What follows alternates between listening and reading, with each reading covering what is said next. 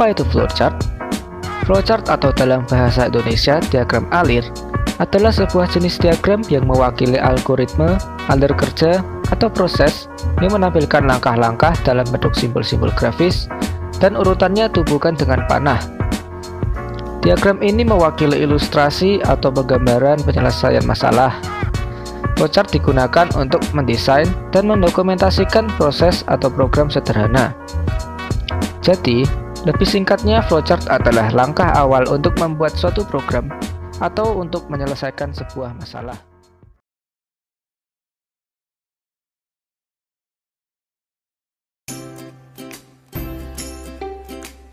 Simbol-simbol dalam flowchart memiliki makna yang berbeda. Simbol-simbol tersebut meliputi simbol berbentuk elips, bernama simbol terminator yang berfungsi untuk mengawali dan mengakhiri sebuah flowchart atau algoritma. Simbol berbentuk segi 6 bernama simbol preparation yang berfungsi untuk menunjukkan proses inisialisasi variabel atau pemberian nilai awal kepada sebuah variabel. Simbol berbentuk jajar genjang bernama simbol input-output atau simbol data, berfungsi untuk menunjukkan input-output data yang dilakukan oleh user secara manual.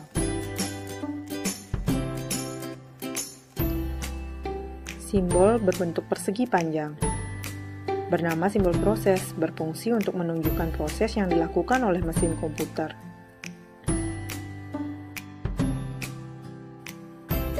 Simbol berbentuk belah ketupat bernama simbol decision, berfungsi untuk menunjukkan proses pengambilan keputusan berdasarkan kondisi tertentu. Untuk menghubungkan semuanya, digunakan simbol anak panah bernama simbol arrow yang bertujuan untuk menunjukkan arah aliran. Contoh flowchart pertama. Di sini kita akan belajar membuat flowchart sederhana. Misalnya, untuk membuat flowchart luas lapangan sepak bola. Jika diketahui panjang sama dengan 120 meter dan lebar sama dengan 90 meter. Nah, flowchartnya adalah pertama dengan membuat simbol terminator bertuliskan start terlebih dahulu karena setiap flowchart diawali dengan simbol ini. Oleh karena panjang dan lebarnya sudah diketahui, kita membutuhkan simbol preparation untuk memberikan nilai awal pada variabel berupa panjang sama dengan 120, lebar sama dengan 90. Berikutnya, kita akan menghitung luas lapangan sepak bola dengan menggunakan simbol proses lengkap dengan rumusnya berupa luas sama dengan panjang kali lebar. Untuk menampilkan hasilnya di layar monitor, kita membutuhkan simbol output bertuliskan right luas dan flowchart diakhiri dengan simbol terminator bertuliskan N. Untuk menghubungkan semua simbol ini digunakan simbol arrow yang berbentuk panah-panah dan menunjukkan arah aliran. Dengan demikian, flowchart untuk menghitung luas lapangan sepak bola pun selesai. Contoh flowchart kedua. Bagaimana jika kita ingin menghitung luas lapangan basket, atau luas lapangan tenis, atau bahkan luas kolam renang yang sama-sama memiliki bentuk persegi panjang seperti lapangan sepak bola, tetapi tentu saja panjang dan lebarnya berbeda? Nah, disinilah diperlukan simbol input. Kita bisa menggunakan flowchart yang tadi dengan menggunakan simbol input untuk mengganti simbol preparation. Bertuliskan read panjang, lebar, sehingga dengan ini user dapat menginputkan nilai panjang dan lebar yang berbeda secara manual. Contoh flowchart ketiga. Pada contoh flowchart ini, kita akan menggunakan simbol decision, misalnya untuk membuat flowchart berdasarkan logika lampu lalu lintas.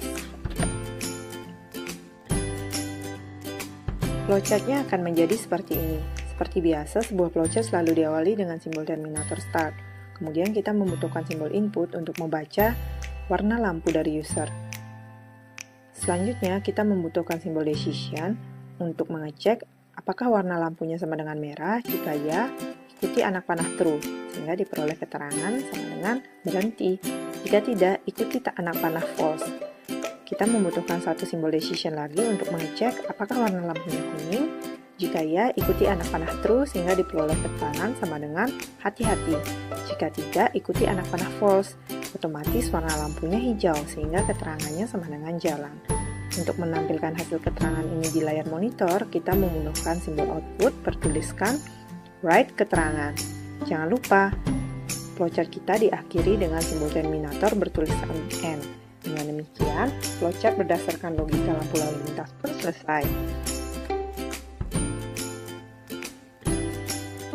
Kelebihan dan kekurangan penulisan algoritma dengan flowchart. Kelebihannya antara lain adalah mudah dibaca dan dipahami karena adanya standarisasi penulisan dan simbol. Kemudian, cocok untuk algoritma tak kompleks atau yang memiliki tingkat kerumitan rendah, serta cukup rinci dengan pemodelan secara visual. Sedangkan kekurangannya adalah tidak cocok untuk algoritma yang kompleks atau memiliki tingkat kerumitan tinggi. Kemudian, cukup sulit untuk diterjemahkan ke kode program yang sebenarnya. Dan proses yang digambarkan kurang detail karena kurangnya ruang untuk penulisan flowchart. Silahkan perhatikan flowchart ini. Jika Anda belum paham, silahkan klik replay.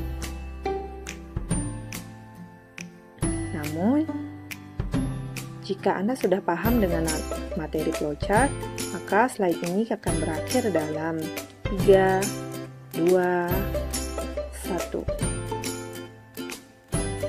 Saya ucapkan sekian dan terima kasih. Semoga bahan ajar digital ini bermanfaat.